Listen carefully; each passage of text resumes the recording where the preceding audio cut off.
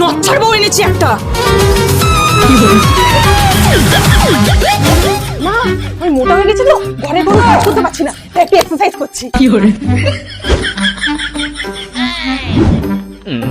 11টা বাজে এখনো রান্না চাপায়নি, নিশ্চয়ই ঘুমাচ্ছে। কোথায় গেল?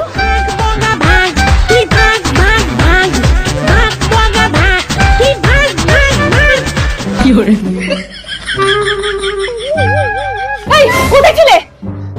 কাজ করছিলাম মা, খাটের তলে কত নোংরা হয়েছে জানেন? এই দেখুন। নিশ্চয়ই বাপের বাড়ি যাচ্ছে।